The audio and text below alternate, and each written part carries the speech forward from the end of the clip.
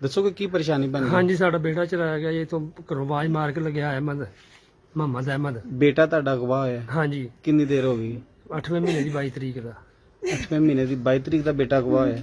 ਇਹ ਬੇਟੇ ਦੀ ਵਾਲਦਾ ਨੇ? हाँ जी, ਅੱਛਾ, करवाज मार के लगे ये कौन? मोहम्मद अहमद। ਮੁਹੰਮਦ ਅਹਿਮਦ ਜਿਹੜਾ ਹੈ ਘਰੋਂ ਆਵਾਜ਼ ਦੇ ਕੇ ਲੈ ਗਿਆ। हाँ जी, ਅੱਛਾ, ਇਹ ਕੀ 8ਵੇਂ ਮਹੀਨੇ ਦੀ 22 तरीक। 8ਵੇਂ ਮਹੀਨੇ ਦੀ 22 ਤਰੀਕ ਨੂੰ? हाँ जी, ਠੀਕ ਹੋ ਗਿਆ। अगो टूबल ते नहाउण वास्ते गए, ਅੱਛਾ ਜੀ, अगो मुड़ के वापस ही नहीं आया। ਟੂਵਲ ਤੇ ਨਹਾਉਣ ਵਾਸਤੇ ਗਏ ਨੇ, ਵਾਪਸ ਨਹੀਂ ਆਏ। हाँ जी,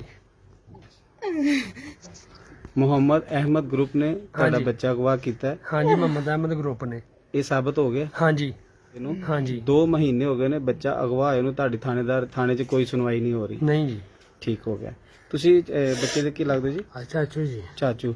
ਇਹ ਦੱਸ ਰਹੇ ਨੇ ਕਿ 2 ਮਹੀਨਿਆਂ ਤੋਂ ਬੱਚਾ ਇਹਨਾਂ ਦਾ ਅਗਵਾ ਹੈ, ਮੁਹੰਮਦ ਅਹਿਮਦ ਗਰੁੱਪ ਨੇ ਹਾਂਜੀ। ਅਗਵਾ ਕੀਤਾ ਹੈ जी, ਤੇ ਕੋਈ ਕਾਰਵਾਈ, ਕੋਈ ਸੁਣਵਾਈ ਨਹੀਂ ਹੋ ਰਹੀ। कोई नहीं जी, रोज जाने, रोज ही कहते हैं आज आ जाओ, कल आ जाओ। ਹੂੰ, ਠੀਕ ਹੋ ਗਿਆ। हाँ जी, पुनः मुजरम भी गिरफ्तार हो गए नहीं, ਅੱਛਾ, लेकिन इसके बावजूद कोई कार्रवाई, कोई एक्शन नहीं लिया गया। ਮੁਲਜ਼ਮ ਦਾ ਨਾਮ ਕੀ ਹੈ? मोहम्मद अहमद लड़का है, एक और पिंड का लड़का है, ਇਹਨਾਂ ਦਾ ਪੂਰਾ ਗਰੁੱਪ ਹੈਗਾ इन्हों का पूरा ग्रुप है सर। ਜਿਨ੍ਹਾਂ ਨੇ ਇਹਨਾਂ ਦਾ ਬੱਚਾ ਅਗਵਾ ਕੀਤਾ ਹੈ।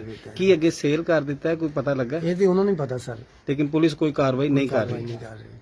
ਠੀਕ ਹੋ ਗਿਆ। गरीब आदमी है, जानते परेशान हो गया। ਹਾਂ, ਗਰੀਬ ਆਦਮੀ ਨੇ, ਇਹ ਸਾਰੇ ਬਹੁਤ ਪਰੇਸ਼ਾਨ ਨੇ। जी जी ਤੁਸੀਂ ਦੱਸ ਰਹੇ ਜੀ? ਸਰ ਜੀ, ਇੱਕ ਬੱਚਾ ਸਾਡਾ ਫੌਤ ਹੋ ਗਿਆ ਸੀ, ਅੱਛਾ ਇਹ ਤੋਂ ਵੱਡਾ। ਅੱਛਾ, ਬੀਵੀ ਸਾਡੀ ਉਹ ਗੁੰਗੀ ਹੈ। ਬਾਜੀ ਬੋਲ ਨਹੀਂ ਸਕਦੇ? ਨਹੀਂ ਜੀ, ਅੱਛਾ